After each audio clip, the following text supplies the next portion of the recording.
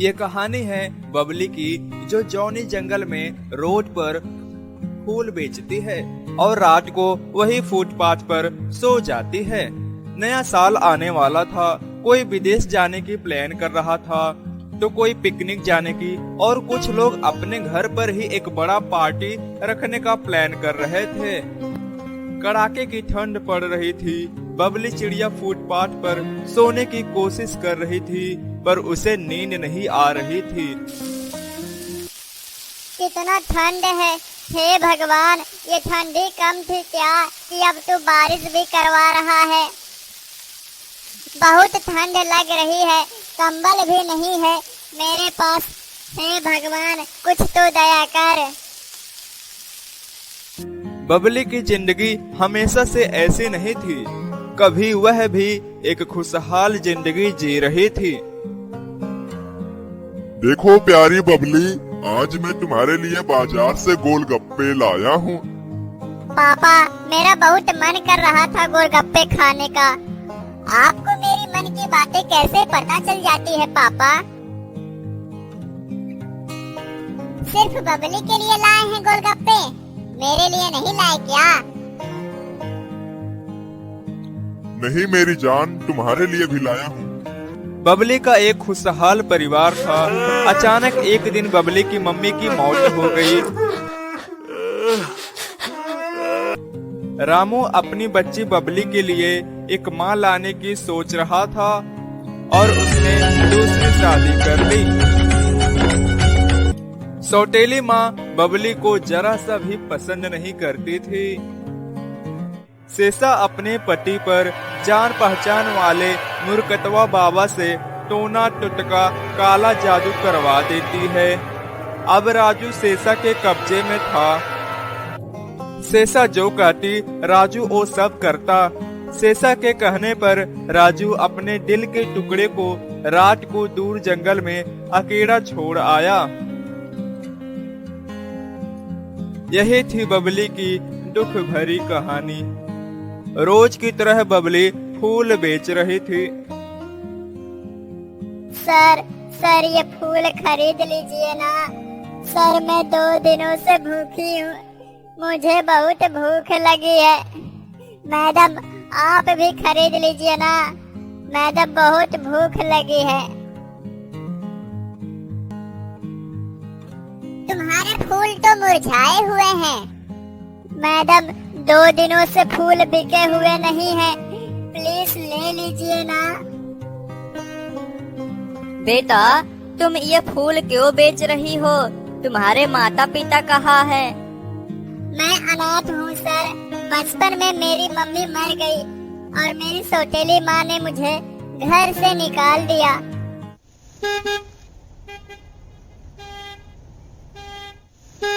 पीछे बहुत सारी गाड़ियाँ थी, सब हॉर्न बजाए जा रहे थे, इसीलिए संजू कार लेकर वहाँ से निकल गया। बबली अपने जिंदगी पर रो रही थी। हे भगवान, तूने मुझे ऐसी जिंदगी क्यों दी? मैंने अपने पिछले जन्म में जरूर कोई पाप किया होगा। तभी कालू काका वहाँ आते हैं। बबली बेटी, तेरे फूल आज भी नहीं बिके, ये ले गोलगप्पे खा ले, बहुत भूखी होगी तू, ले खा ले। और इधर घर पर संजू बबली के बारे में सोच रहा था। तभी तानिया बोली, नया साल आने वाला है, सभी नया कपड़े खरीद रहे हैं, शॉपिंग कर रहे हैं, खूब सारा स्वादिष्ट मिठाइयाँ बनाई जा रही है, पार्टी का प्लान किया जा रहा है। और वह बच्ची दाने दाने के लिए तरस रही है। संजू, डॉक्टर ने क्या कहा था तुम्हें याद है ना? हम कभी भी माँ नहीं बन सकते, हमें उस बच्चे को गोद ले लेना चाहिए। तानिया, तुम सही कह रही हो। जब से मैंने उस बच्चे की आंखों में आंसू देखा है, मेरा दिल भी यही कह रहा था। संजू तानिया बबली की खोज में निकल पड़ते हैं। वे फुटपाथ पर जाते हैं। वहाँ चारों तरफ उन्हें बबली दूर दूर तक नहीं दिखाई दे रही थी। जरा सुनिए, क्या आपने छोटे से बच्चे जो फूल बेचा करती थी यहाँ पर उसे देखा है? अरे बबली, वह जंगल में कुएं के पास बैठी हुई है। संजू टानिया जल्दी से कुएं के पास जाते हैं। बेटी, यहाँ क्या कर रही हो? अब मैं ऐसी जिंदगी और नहीं जी सकती। जा रही थी कुएं में डूबकर जान देने। टानिया बबली को गले से लगा लेती है और उसे कार में बैठाकर अपने घर ले जाती है। Happy new year friends. Sanju Tania ने इस नए साल पर किसी एक की मदद की। आप भी किसी एक की मदद जरूर करिएगा।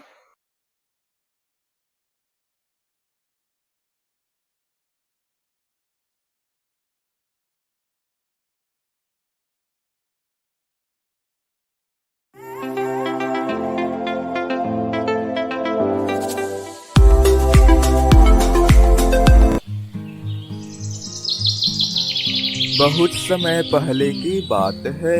जॉनी जंगल में बबली चिड़िया अपने दो प्यारे दुलारे बेटे पिंकू और पप्पू के साथ रहती थी।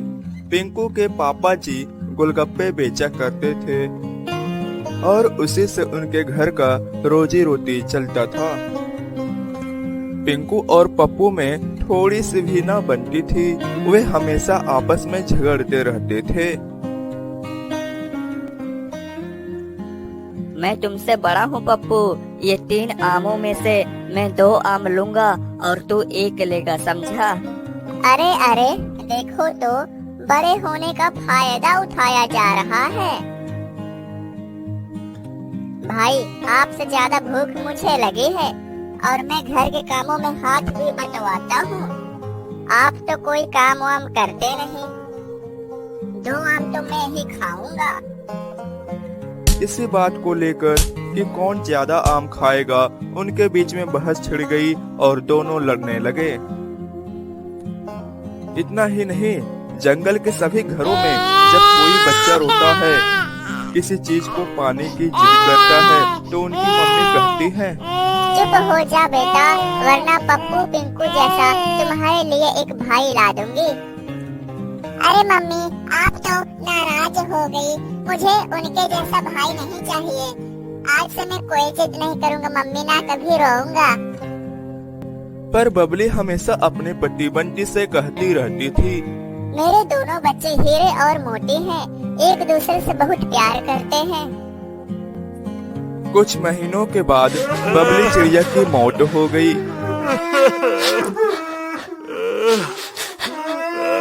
बंटी ने अपना सारे जायदाद को दोनों बच्चों में बराबर बांट दिया और 1 महीने दोनों के साथ रहने की शर्त रखी।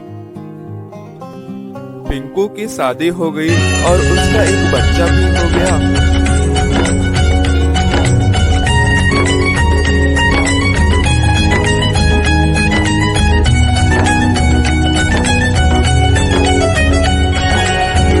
आज 1 महीने पूरे हो गए थे और बंटी को पप्पू के घर जाना था। पिंकू पापा जी को कार में बैठाकर पप्पू के घर ले जाता है और साथ में ही चुपके से कुछ अनाज की बोरी कार में रख कर ले जाता है।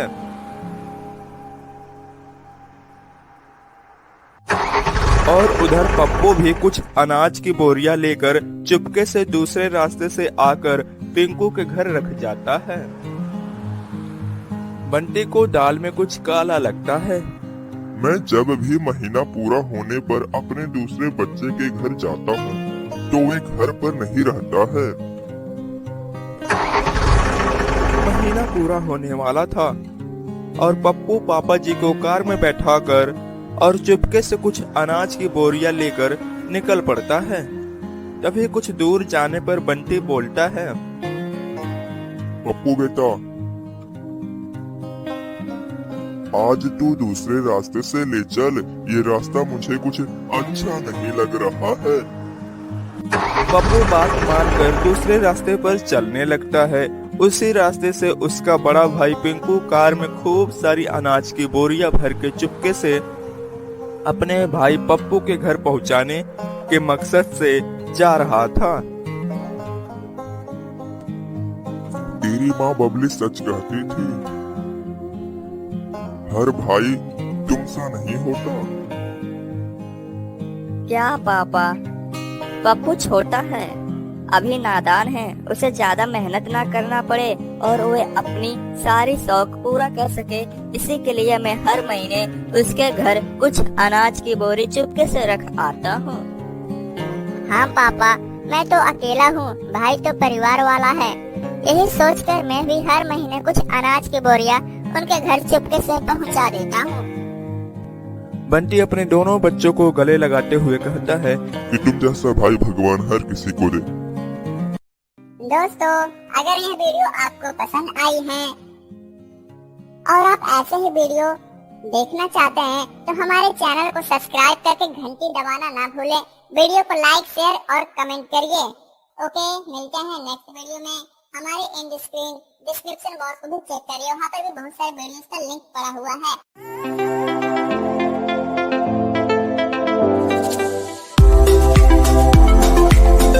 फल ले लो, ताजे ताजे फल ले लो, आम ले लो, सेब ले लो, केला ले लो, ताजे ताजे फल ले लो। दीदी कुछ फल ले लो, एकदम ताजे ताजे फल हैं, अभी पेड़ से तोड़ कर ला रही हूँ। नहीं बहन, मुझे नहीं चाहिए। दीदी कुछ तो फल ले लो, सुबह से किसी ने फल नहीं खरीदा, मेरा बेटा बहुत भूखा है, मेरे पास कुछ पैसे नहीं है। अगर कुछ फल बिक जाते तो पैसे हो जाते और मैं अपने बेटे को दूध पिला देती। अच्छा ठीक है, तुम मेरे घर के अंदर आओ, मैं तुम्हारे बच्चे को दूध पिला देती हूँ।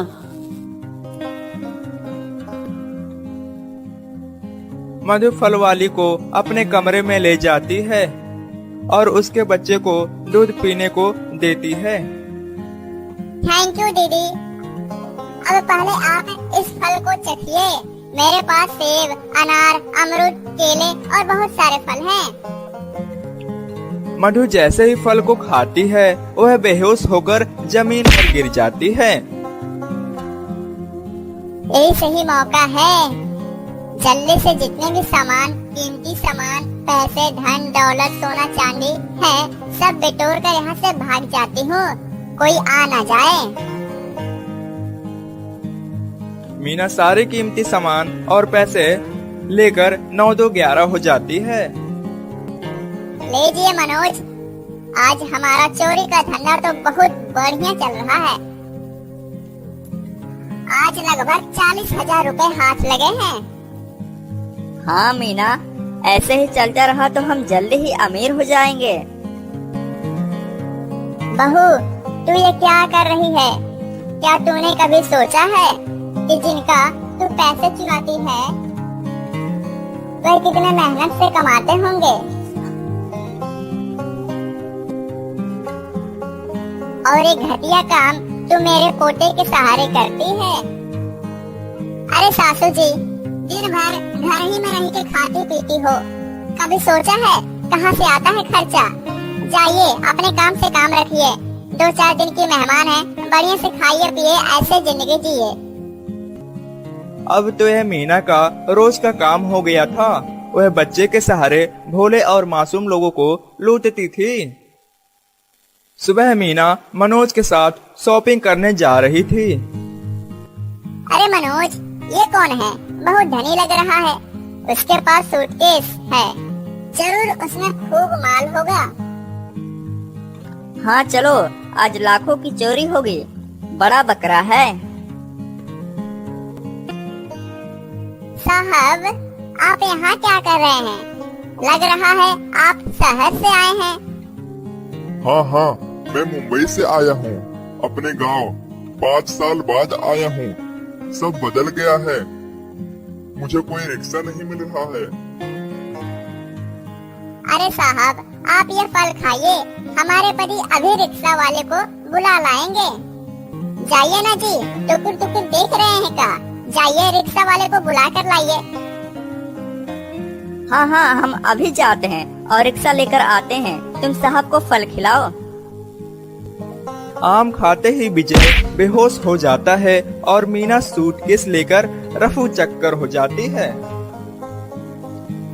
सूटकेस में तो बहुत पैसे हैं जी, अब हम करोड़पति हो गए। हाँ मीना। तभी वहाँ जादूगरनी आती है। जादूगरनी को देखकर मनोज मीना डर से कांपने लगते हैं। आज सुबह तुमने जिसका सूटकेस चोरी किया वह मेरा बेटा है। हमें माफ कर दो जादूगरनी जी, आज के बाद हम कभी भी चोरी नहीं करेंगे, मेहनत से काम करके खाएंगे पिएंगे। नहीं, तुमने बहुत गलत काम किया है। मधु, जिसने तुम्हारे बच्चे को दूध पिलाया था, उसके बेटे के दिल में छेद था। तुमने उसके पैसे चुरा लिए, जिससे उसके बच्चे का इलाज न हो सका और वह मर गया। मैं तुम दोनों को नहीं छोड़ूंगी। जादूगरनी अपने जादुई शक्तियों से दोनों को एक जादुई पिंजरे में बंद कर देती है और उन्हें अपने जादुई नगरी में भेज देती है। दोस्तों, अगर यह वीडियो आपको पसंद आई है और आप ऐसे ही वीडियो देखना चाहते हैं तो हमारे चैनल को सब्सक्राइब करके घंटी दबाना ना भूलें। वीडियो को लाइक, शेयर और कमेंट करिए। ओके, मिलते हैं नेक्स्ट वीडियो में। हमारे एंड स्क्रीन डिस्क्रिप्शन बॉक्स को भी चेक करिए, वहाँ पर भी बहुत सारे वीडियोस का लिंक पड़ा हुआ है। Okay, bye bye.